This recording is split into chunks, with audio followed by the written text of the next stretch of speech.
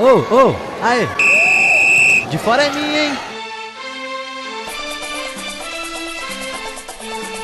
Olá para você que está conferindo aí o podcast De Fora é Minha. Muito obrigado pela sua presença. Você que já ouviu os nossos outros programas, seja bem-vindo mais uma vez. Você que está aqui pela primeira vez, nos escute aqui o nosso bate-papo. Vamos falar muita curiosidade, muita história de futebol. Eu sou o Rafael Miguel, vou conduzir aqui a nossa conversa. E hoje aqui temos o convidado Alexandre Simões, jornalista do Hoje em Dia. Alexandre, é um prazer ter você aqui com a gente mais uma vez.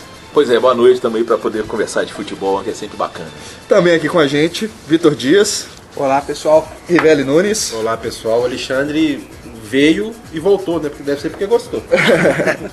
Bom, e hoje a gente vai falar de um tema aí que vai começar a pegar fogo a partir desse próximo fim de semana, né? Campeonato Brasileiro, né? A principal competição nacional, né, aqui do Brasil, que começou, bom, antigamente tinha começado em 71, né? Agora começou em 59, né? Teve essa mudança dos campeonatos e que foi um período ali diferente, né? Não eram considerados campeonatos brasileiros, né? Ali de 59 a 70, né, Vitor? A gente teve a Taça Brasil e também teve o que se chama de Robertão, né? Isso. A gente teve a Taça Brasil de 59 até 68 e no quesito competição nacional, a partir de 67 ela começou a perder importância para o Robertão, que era uma extensão do Rio São Paulo. O Rio São Paulo ele vinha acontecendo desde a década de 50 com frequência, né? E aí eles tiveram essa ideia de começar a convidar os times mineiros e gaúchos, né? E aí pouco a pouco eles foram aumentando times, entraram times do Paraná, do Nordeste também. E aí, em 1970 era realmente a grande competição nacional, o Robertão, que foi vencido nessa edição pelo Fluminense. E a Taça Brasil, ela serviu como a primeira grande competição de integração nacional, porque praticamente todos os estados na época participavam dessa competição. E aí você tinha várias fases regionais. Você tinha, por exemplo, nas primeiras fases, o time do Pará pegando o time do Maranhão, time da Paraíba pegando o Rio Grande do Norte. E lembrando que nessa época era apenas o campeão estadual, né? Só os campeões estaduais que iam para a Taça Brasil. As únicas exceções eram quando vinha um campeão da Taça Brasil, que tinha vaga garantida, e entrava o atual campeão, né? Aí entrava um outro representante do estado, né? Uhum. Ô Alexandre, e essa mudança veio há alguns anos atrás, né? Até então não eram considerados campeonatos brasileiros. Você acha que foi meio assim discriminado falar que todas essas competições são consideradas campeonatos brasileiros? Devia ter talvez ali, já que foram campeonatos diferentes, né? Ver ali o que era brasileiro, o que não era. É uma discussão interessante, todo mundo tem razão, né? Todos os lados têm razão, né? É legal saber que, assim, a Taça Brasil, vocês sabem que ela nasceu em Minas Gerais, em Belo Horizonte, né? Em 1955 a gente teve um congresso de futebol em Belo Horizonte e partiu uma proposta do Benedito Adame de Carvalho, que era tipo um secretário-geral da Federação Mineira de Futebol, de se criar uma Taça Brasil de clubes. O que existia na época era o Campeonato Brasileiro de Seleções, sim, né, que era promovido e garantia a receita da CBD, né, que era esse Campeonato Brasileiro de Seleções, muito tradicional, inclusive que Minas Gerais ganhou o último deles, final de 63, mas relativo a 62. E aí surgiu essa proposta em 55 de se criar a Taça Brasil de clubes, justamente para colocar esses clubes, os grandes clubes brasileiros em confronto, né? A gente já tinha um futebol de Rio e São Paulo muito forte, mas a gente já tinha surgindo aí grandes forças também em outros estados, como na Bahia, em Pernambuco, Rio Grande do Sul e aqui em Minas Gerais, né? Então, nesse período, por exemplo, o Atlético tinha um verdadeiro esquadrão, que é o time, ainda é um pouco do time campeão do Gelo em 50, mas que dominou o estado e que era realmente um esquadrão.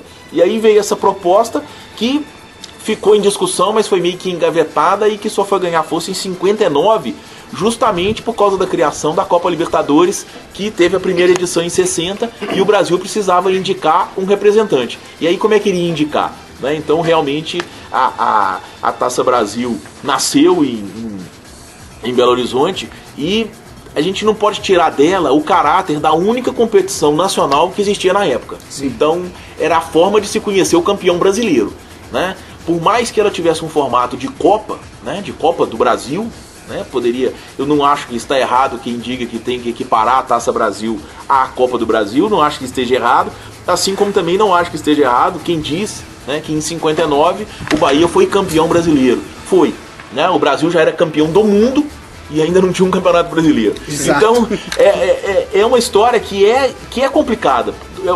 Todo mundo tem razão. Agora, em relação ao Robertão, né, a Taça de Prata, o Roberto Gomes Pedrosa, que aí começa em 67, né, e mais uma vez Minas Gerais tem uma participação decisiva, porque a conquista do Cruzeiro na Taça Brasil de 66 tem muito a ver aí com a abertura do torneio de São Paulo, né, para a entrada de outros centros, né. Aí em relação a 67, aí eu não tenho dúvida alguma. Aí é campeonato brasileiro, não tem... Quem diz que não conseguiu ainda me apresentar um argumento que diga que não seja. Agora, em relação à Taça Brasil, é uma discussão em que realmente eu tenho que concordar que todo mundo tem razão. E aí, como o Alexandre falou, o primeiro campeão, o Bahia, 59. Depois vem um domínio do Santos, né? Santos o Palmeiras ainda ganhou em 60, né? Depois de 61, depois de 61 até 65, o Santos foi pentacampeão, Pelé, não né, teve pra ninguém. E aí, né, Rivelli, quem termina com esse domínio aí do Santos é o Cruzeiro, né? É o Cruzeiro de 66, né?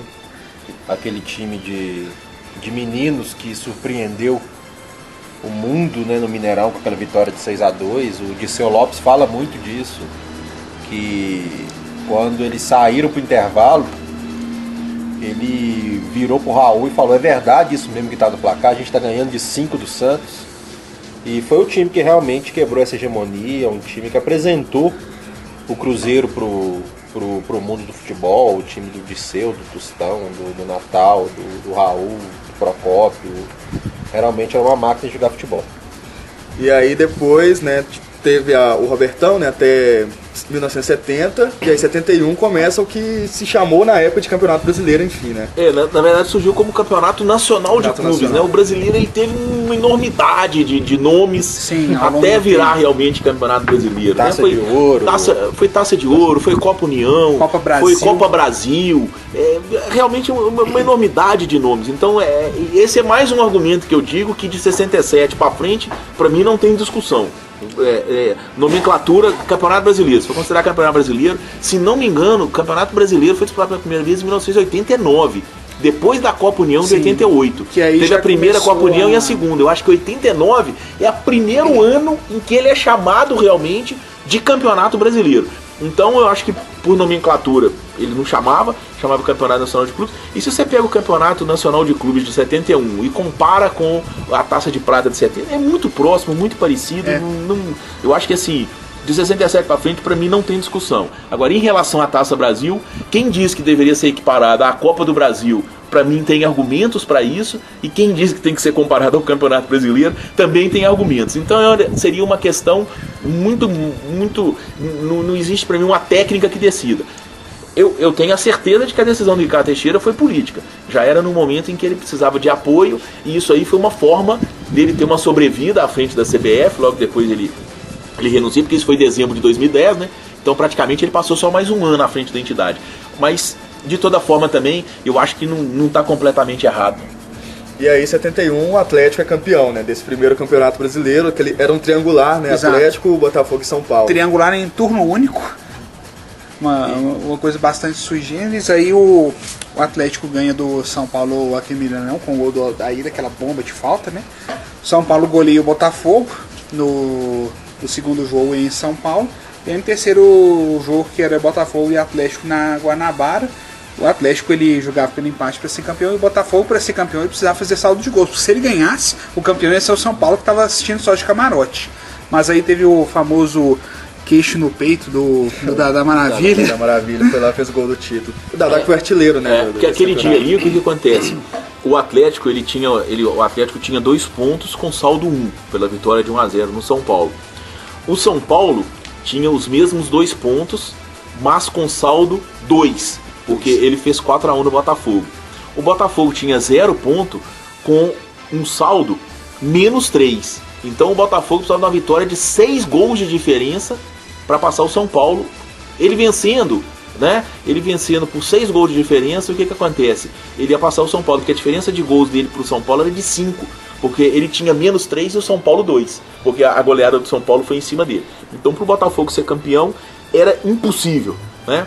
O que poderia acontecer, e a mala branca rolou solta, né? Porque o São Paulo mandou emissários ao Maracanã com dinheiro para oferecer aos jogadores do Botafogo, era o Botafogo dar o título ao São Paulo. E isso aconteceria com uma vitória simples, né? Porque o Atlético tinha saldo 1, o São Paulo já tinha saldo 2, então se o Botafogo vencesse, o São Paulo seria o campeão. Mas de toda forma, o Botafogo não teve condição de tirar esse título do Atlético e ainda perdeu a cabeça no final, né? Teve agressão, teve muita coisa nesse jogo. Nesse primeiro jogo do triangular, o Atlético e São Paulo no Mineirão, teve uma defesa do Renato no chute do Gerson, da entrada da pequena área. O Gerson tinha uma canhotinha de ouro, né? Que tinha uma bomba na perna esquerda. E o Renato pegou essa bola e ele saiu de campo chorando, porque a torcida do Atlético gritava o nome dele. E foi justamente na semana que o Atlético contratou o Mazurkiewicz, o goleiro uruguaio. Sim. Que o substituiria, o Mazurkiewicz, que era jogador de Copa do Mundo. E o Renato, ele entrou em campo com essa sombra do Mazurkiewicz, mas acabou salvando o Atlético nessa partida. E eu já tive a oportunidade de conversar com ele. Ele falou que realmente o Mineirão gritou o nome dele após a partida, pela defesa que ele fez no chute do Gerson, e ele saiu de campo chorando nesse dia. Ô Vitor, a gente falou aí desse triangular, né, que foi o final, e a gente já teve bastante fórmula de disputa, né, do Campeonato Brasileiro. Nem sempre foi esse pontos corridos, né? Porque além da diferença nas próprias fórmulas de disputa, a gente teve uma diferença muito grande na quantidade de equipes. Sim.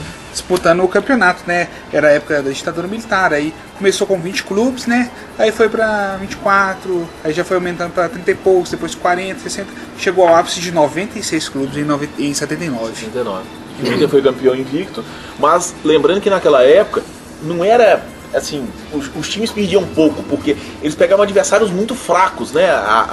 96 clubes, você entendeu? vai... Então eram divididos em grupos, era uma enormidade de grupos, e os grupos geralmente tinham um time grande por grupo, quando tinha 2 era muito, entendeu? Por isso, e isso cria aí uma falha no futebol brasileiro, dos clássicos, né? Era assim, você passa anos e anos sem ter alguns clássicos interestaduais importantes, entendeu? Então é assim, da mesma forma que criou alguns, tipo o Atlético e Flamengo, por exemplo, né? Mas o próprio Cruzeiro e Flamengo, eles chegaram a passar muitos anos sem se encontrar, entendeu? E isso inclusive cria a possibilidade de criar, por exemplo, o Zico nunca fez um gol no Cruzeiro, mas jogou muito pouco. Contra o Cruzeiro, né? Exatamente. Então criava essas diferenças. A gente não sabe qual critério que tinha também. Ou às vezes o critério era a falta do critério, né? E um resquício disso apareceu na Copa do João Avelange de 2000. Você falou do Zico nunca ter feito um gol no Cruzeiro.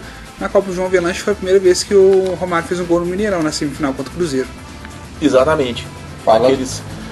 Na vitória por 3-1, né? O Cruzeiro empata por 2-2 em São Januário.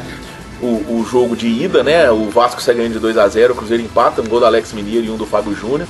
E aí vem jogar no Mineirão e o Vasco elimina o Cruzeiro.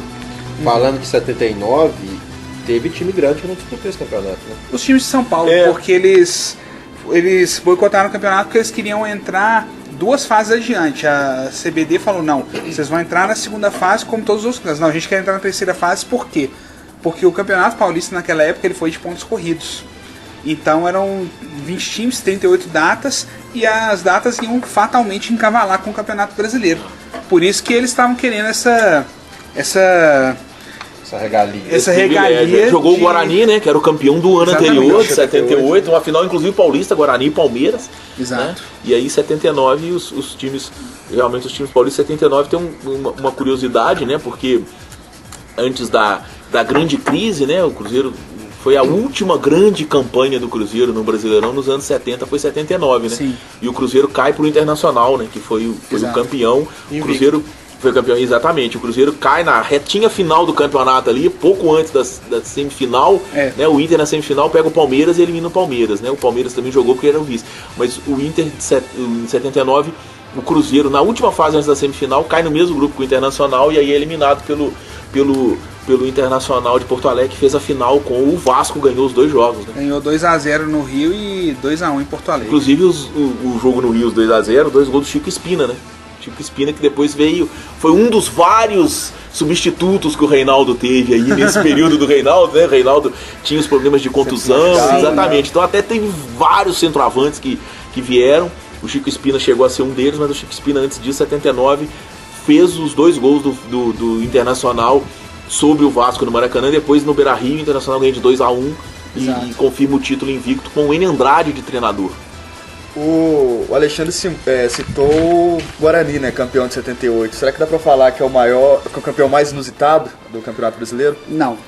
Pra 85, mim é 85 Coritiba Bangu. É o pior campeão do ponto de vista de aproveitamento, né? E eu acho que técnico também, né? Porque o Guarani, embora fosse um time do interior de São Paulo, era né? um grande time, né? O Guarani tinha jogadores como... O Guarani tinha um trio ali de Zenon, Renato e Careca, que era fantástico, né? Então, não vamos falar nem do Zé Carlos, volante, já em final de carreira, mas que era o Zé Carlos que jogou no Cruzeiro muitos anos, mas só esse trio aí de Zenato, Careca e Zenon, Renato e Careca, isso aí já... o técnico Carlos Alberto Silva, né? Exatamente. Primeiro Carlos Alberto Silva. Era uma época que o futebol de Campinas estava numa fase esplendorosa. Exatamente, que a Ponte Preta tinha uma dupla de zaga. A Ponte Preta tinha quase que uma defesa inteira de seleção brasileira, porque o Carlos era o goleiro, o lateral direito começou a ser o Nelson, né? O Nelson Batista, né? Pai do Eduardo Batista, hoje treinador.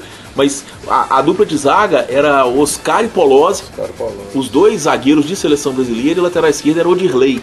Depois jogou na Portuguesa, numa época alta, mas tinha jogadores de cá, o Marco Aurélio, treinador, campeão da Copa do Brasil de 2000 com o Cruzeiro, integrava esse time da Ponte Preta. Tinha o Lúcio na ponta direita, né? Então eram realmente times fantásticos. Inclusive tem uma placar histórica que monta uma seleção brasileira só com Ponte Preta e Guarani. Cada jogador com a camisa do seu time monta uma seleção brasileira, e uma seleção brasileira de altíssimo nível, só recorrendo a jogadores de Ponte Preta e Guarani. E aí depois a gente entra na década de 80, que começa o domínio do Flamengo, né? O Flamengo domina ali a década de 80. Sim, a gente teve o Inter dominando na década de 70, depois o Flamengo na década de 80 com o maior jogador da história do Maracanã, que é o Zico. No Maracanã nem Pelé foi maior do que ele. E é interessante porque, como é que é isso, né? Assim, o Campeonato Brasileiro por muito tempo foi considerado o início dele como 71, né? E os 2 grandes clássicos, os 2 primeiros grandes clássicos interestaduais dessas épocas envolvem Minas Gerais, porque o grande clássico interestadual do futebol brasileiro dos anos 70 foi o Cruzeiro e Inter. Sim. Por causa da final do Brasileiro de 75, por causa dos jogos da Libertadores de 76 e 77. 5-4. Exatamente. Aí em 77 eles se enfrentaram de novo na fase semifinal, né, que o Cruzeiro vai para a final com o Boca. E esses jogos de 79, né, o Cruzeiro já perdendo força e o Inter... E aí nos anos 80, o grande clássico interestadual que a gente tem é o Atlético e Flamengo, por causa da final de 80, por causa da Libertadores de 81, 82 eles caem no mesmo grupo de novo, então uma série de confrontos que foi ter. E aí nos anos 90 que talvez o Cruzeiro e Palmeiras, né?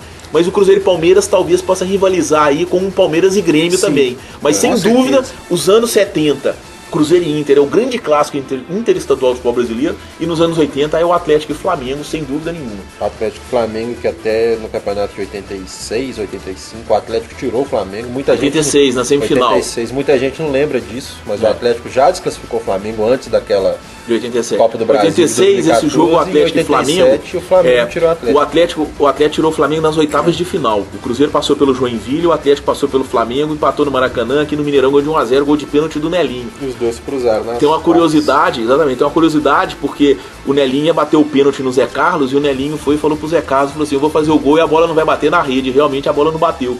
O Nelinho bateu o pênalti tão devagar, mas tão devagar no Zé Carlos, deslocando o goleiro, que a bola passou da linha um pouquinho e não chegou ninguém a encostar na rede. Aí teve as quartas de final de Cruzeiro e Atlético, o Atlético a vantagem. O primeiro jogo foi 0-0, o segundo jogo foi 1-1. O Atlético passou para a semifinal e aí caiu diante do Guarani, que foi decidir com o São Paulo lá em Campinas, lá que tem o famoso gol do Careca lá, que leva o jogo para os pênaltis naquele jogo de 3-3, né? O gol do Careca na prorrogação. E em 87 a gente teve a semana trágica pro futebol mineiro. Atlético e Cruzeiro eliminados no Mineirão em dias seguidos. Na quarta e quinta. Na quarta o Atlético, na quinta o Cruzeiro. E os dois, assim, o mais interessante daquele campeonato de 87, da Copa União, né, que é a primeira Copa União, é que o Atlético venceu os dois turnos. E por o Atlético vencer os 2 turnos, ele levou o Flamengo para a semifinal. Tirou o Palmeiras e exatamente, levou o Flamengo para a semifinal. O Atlético, o que acontece? Aí é a história que ficou famosa no vôlei aí, aquela derrota do Brasil aquela derrota do Brasil na Olimpíada lá no Mundial, né, pra Bulgária, né, pra poder pegar um adversário mais fraco. O time do Palmeiras é infinitamente inferior ao do Flamengo. O Flamengo, na verdade, era uma seleção brasileira. Zé Carlos, Jorginho, o Leandro, o Aldair, Edinho e Leonardo, né? O volante era o Andrade, aí tinha o Ailton, o Zinho e o Zico. Bebeto e Renato Gaúcho. Era uma seleção brasileira. O Atlético, talvez autoconfiança ou falta de estratégia, né, classificou o Flamengo para a semifinal e aí tinha simplesmente a vantagem de 1 ponto a mais na semifinal. Perdeu o primeiro jogo do Maracanã 1-0, gol do Bebeto. Aí veio pro Mineirão, o Flamengo jogando pelo empate, o Atlético precisava vencer, o Flamengo abriu 2-0, o Atlético empatou com 1 a menos, que o Paulo Roberto Prestes, lateral esquerdo, foi expulso quando o jogo estava 2-0, e aí no final o Renato Gaúcho faz o gol. Agora, o resultado 3-2 ele é muito mentiroso, porque aquele jogo ali era pro Flamengo ter aplicado uma goleada no Atlético, perdeu um caminhão de gols no segundo tempo. E voltando um pouquinho na última rodada da primeira fase desse campeonato, do segundo turno desse campeonato, né?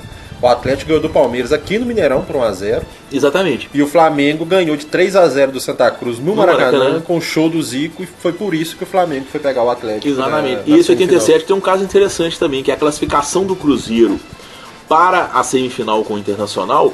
Cruzeiro e São Paulo estavam brigando pela vaga no grupo deles. Na última rodada, o Cruzeiro jogava com o Santos no Pacaembu, precisando da vitória para ir direto para a semifinal. Se empatasse, ia ter um jogo extra entre Cruzeiro e São Paulo. O time do São Paulo era uma máquina, não tinha mais o Careca, mas ainda era um timaço. Era o campeão de 86. Né? Exatamente. O Cruzeiro tinha um bom time, comandado ali pelo Jair Pereira, né? E o que acontece? O Cruzeiro conquistou a vaga com um gol do Careca nos acréscimos, impedido no Rodolfo Rodrigues. O Rodolfo Rodrigues abandonou o campo, o árbitro era o José Roberto White. No Pacaembu, um dia em que estreou no Santos um menino que foi apontado como o novo Pelé, chamado Marco Antônio Cipó, um menino da base do Santos que ninguém nunca mais ficou sabendo dele. Exatamente. Mas Marco Antônio Cipó jogou no time do Santos. O Santos tinha Glauco, um cara que parecia muito com Miller, que tinha jogado no União São João de Araras. E aí foi esse jogo que o Cruzeiro classificou. O Rodolfo Rodrigues abandonou o campo num dia em que a torcida do Cruzeiro no Pacaembu foi maior que a do Santos, que o Santos já estava eliminado, não tinha mais chance de nada. E aí o Cruzeiro garantiu vaga na final, jogou no Beira-Rio o primeiro jogo, empatou 0-0, jogava em casa para uma vitória simples, né, para poder se classificar, empatou 0-0 o tempo normal. O N. Andrade, treinador do Internacional, e na prorrogação Inter ganhou de 1-0, gol do Amarildo, um centroavante que o Internacional teve, e foi para a final. Mas o Flamengo realmente era o melhor time do campeonato. O Flamengo individualmente era muito superior ao Atlético, ao Cruzeiro. Agora o Internacional era um dos piores e realmente foi um trabalho maravilhoso do N. Andrade. Você falou do Cruzeiro. O Cruzeiro no primeiro turno desse campeonato ele foi muito mal. Muito mal. Muito mal jogando de azul. Teve uma superstição que o time começou a jogar de branco no segundo turno. Ele se classificou jogando todos os jogos de branco no segundo turno. Foi para a semifinal. O que o Inter fez? Jogou no Mineirão de branco. Na época, o time visitante tinha essa prerrogativa de escolher o uniforme para jogar. O Inter entrou em campo de branco, o Cruzeiro teve que jogar de azul. Não sei se teve alguma coisa a ver, mas o Inter acabou tirando o Cruzeiro. O Cruzeiro ele deu uma arrancada, ganhou 2 jogos seguidos dentro de Belo Horizonte, o Internacional e Vasco, 2-3-0. E o Internacional, que já tinha vencido o grupo dele no turno, né? Já tinha vencido o turno, já estava garantido na semifinal, assim como o Atlético, né? E o Vasco, que era um esquadrão na época, o time do Vasco. Tanto é que o Vasco foi campeão carioca, bicampeão carioca, 87, 88, né? Era o time do Romário, do Giovani. Aí veio o Tita, né? O Tita tinha ido pra lá, Giovani, Acácio, goleiro, Paulo Roberto Costa, lateral direito, Donato. Era realmente o Vasco tinha um esquadrão, o Mazinho surgindo. Então era um esquadrão que o Vasco tinha. O Cruzeiro dá essa arrancada, vence o Internacional do Tafarel, né, que era a grande estrela do time gaúcho, vence o Vasco e aí dá arrancada para poder ir e conquista vitórias importantes fora de casa, principalmente sobre o Coritiba e sobre o Santos na Vila Belmiro e o Coritiba no Couto Pereira. Tem uma coisa que eu tava pensando, que o Atlético foi campeão em 71 e aí um time mineiro só volta a ser campeão com o Cruzeiro em 2003. Alexandre, por que você acha que os times mineiros ficaram tanto tempo, né, sem conseguir o Campeonato Brasileiro? Bateram na trave várias vezes, né, o Atlético na década de 80. Por que eles não conseguiram, né, ganhar o Brasileiro outras vezes? É complicado, assim, nos anos 70 ali, né, aquele duplo vice-campeonato do Cruzeiro de 74, 75, 74 principalmente porque o time do Cruzeiro era muito superior ao do Vasco, né, muito superior ao do Vasco, e perde a final. Já o de 75 contra o Internacional era um confronto equilibrado, né, o Cruzeiro não tinha feito um grande campeonato brasileiro, porque estava meio dividido com o Libertadores, mas aí passa na semifinal ganhando o Santa Cruz lá no Arruda. Santa Cruz que tinha um grande time, com Givanildo Oliveira, a dupla de zaga formada por Lula e Levir Coupe, Lula Pereira e Levir Coupe, o goleiro era Gilberto, que foi treinador de goleiros do Cruzeiro, né? Tinha Fumanchu, tinha Romeu, então realmente o Santa Cruz tinha um grande time, o Cruzeiro ganha lá dentro de 3-2 com um show do Palinha, e vai para a final com o Inter, uma final que era em aberto de 2 esquadrões. Mas 74 realmente foi um absurdo. 77 aquela decisão Atlético-São Paulo, né, que o Atlético tinha 9 pontos de vantagem sobre o São Paulo, invicto. Aí o regulamento previa que não tinha vantagem nenhuma, a vantagem do Atlético era decidir no Mineirão, mas precisava vencer, empata o tempo normal, empata a prorrogação e perde nos pênaltis. E o interessante daquele jogo é que naquele dia o São Paulo foi melhor que o Atlético. Interessante, o Atlético estava sem Reinaldo, o São Paulo sem o Serginho. Chovendo muito. Exatamente, mas a gente não pode comparar Reinaldo com o Serginho, né? Por mais que fossem importantes para os dois times, mas o São Paulo foi superior ao Atlético naquele jogo, mas no campeonato inteiro é até covardia, porque o time do Atlético realmente deu show, foi uma campanha brilhante. A final de 80 do Atlético com o Flamengo é parecida com a do Cruzeiro e Inter de 75, né? Dois esquadrões, não dá muito para poder você dizer, você não consegue dizer quem é melhor, né? O que você consegue fazer é uma baita seleção brasileira, inclusive os dois foram base da seleção de 82. Tanto que o Atlético ganhou o primeiro jogo aqui, né? Exatamente, ganhou de 1-0 e foi de pouco, era para ter sido demais. O Zico não jogou aqui, estava machucado, o Atlético teve muita chance, teve um domínio absoluto do jogo e fez 1-0 só, e naquela época valia o saldo de gols, né? Então, eu acho que acontecia um pouco, não sei, reclamo muito de arbitragem, né? 74 o Cruzeiro, 80 o Atlético. Eu não estava dentro de campo para ver, para poder ouvir, para saber, então eu prefiro levar por esse, talvez, um pouco de sorte, um descuido, não sei. Decisão é aquela história, né? O famoso detalhe, né? Então Sim. Eu acho que talvez eles tenham pecado aí nos detalhes para poder levantar essas duas taças. E aí, na década de 90, 2 vices direto, né? Cruzeiro em 98 e o Atlético em 99, os dois perdendo pro Corinthians, né? É exato, e interessante é o seguinte, né? E foram 2 derrotas justas, né? A do Atlético de 99 mais suada que a do Cruzeiro de 98, né? Porque o Corinthians, o Cruzeiro abre 2-0 aqui, o Corinthians empata 2-2, depois 1-1 no segundo jogo lá, e o Corinthians ganha 2-0, com o Atlético o Galo faz 3-2, perde 2-0 e aí empata 0-0 e é campeão, né? E o interessante dessas duas histórias é que eu acho que se tivesse invertido os dois, né? Porque o Corinthians de 98 ele tinha características que anulavam um pouco aquele Cruzeiro de 98. Mas já o Corinthians de 99, se ele pega o Cruzeiro de 99 na final, eu acho que teria sido diferente. O Corinthians de 99, ele tinha uma defesa muito mais fraca do que o de 98, porque ele tinha perdido o Gamarra. E tinha perdido também o Silvinho, embora a peça de reposição fosse o Kleber, que é um baita, mas era um menino ainda. E o de 99, por mais que tenha o Dida, né? O de 98 era o Ney, mas eu acho que no final das contas era diferente. E o Atlético de 99, eu acho que o grande problema é que o Atlético sofreu muito ofensivamente, por mais que tivesse o artilheiro do campeonato, o Guilherme, mas o Marques praticamente não jogou aquela final. E o Cruzeiro de 99 ele tinha opções demais. O Cruzeiro tinha o Alex Alves voando, o Cruzeiro tinha o Miller, que é um belíssimo jogador, o Giovani, um garoto apresentando um futebol maravilhoso, Marcelo Ramos. Então eu acho que o Corinthians de 99 não pararia o Cruzeiro de 99. Só que o Cruzeiro caiu nas quartas de final pro Atlético, perdendo os 2 clássicos no Mineirão. E o Levir Coupe era treinador do Cruzeiro. Exatamente. Sim, 98. Ô Ribeiro, a pergunta na lata pra você: mata-mata ou pontos corridos? Olha, tem muita gente que fala que o futebol tem que ser justo, por isso pontos corridos. Mas eu acho que o futebol tem que ser emocionante também. Eu comecei a acompanhar futebol, acompanhando os mata-matas, essas 300 milhões de fórmulas que o Campeonato Brasileiro já teve. Eu gosto mais do mata-mata, não pela justiça, que nem sempre acontece realmente, mas pela emoção que um jogo de mata-mata causa, por tudo que envolve uma decisão de campeonato, eu ainda prefiro o mata-mata. Você, Vitor? Eu já sou mais da geração pontos corridos. Eu acho que pro Campeonato Brasileiro, não necessariamente pela questão da justiça, mas por outros fatores também.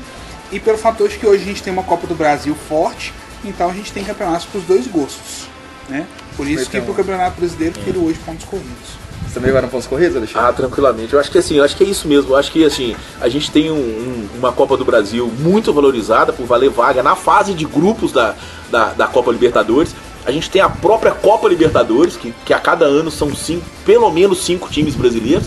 Se o Brasil tiver o campeão, são 6. Né? A gente tem a reta final dos estaduais, que aí vem essa decisão, essa rivalidade local também decidida no mata-mata. Então eu acho que o Campeonato Brasileiro por pontos corridos, eu acho que é o mais justo.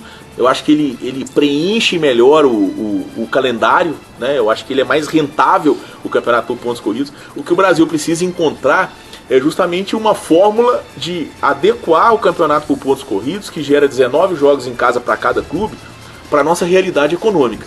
Né? Eu acho que as Copas, né, a Copa das Confederações e a Copa do Mundo, elas criaram aí um mundo paralelo no futebol brasileiro, de tirar o verdadeiro torcedor do futebol do campo.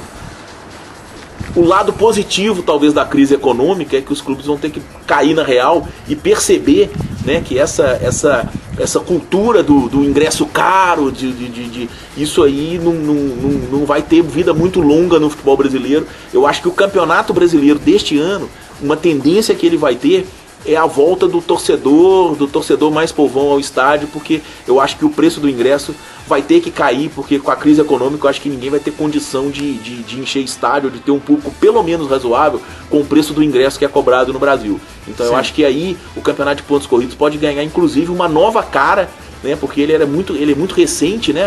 O Brasil pegou a Copa ali em 2007, estádios fechando, então eu acho que pode ganhar uma nova cara, porque o grande problema que a gente vivia era justamente de times que não estão brigando por nada, estádios vazios, né? E o estádio é um grande programa, né? Um programa para a família, é um programa interessante. Eu acho que o que afastava o torcedor era o preço alto. E eu acho que isso aí a gente vai ter uma nova realidade a partir aí desse Brasileirão de 2016. Pra você, Luísa, que chegou aos 45 do segundo tempo, pontos corridos, mata-mata, os dois juntos. Pontos corridos, que eu acho que meu time se dá melhor não. Se dá melhor nos pontos corridos, né?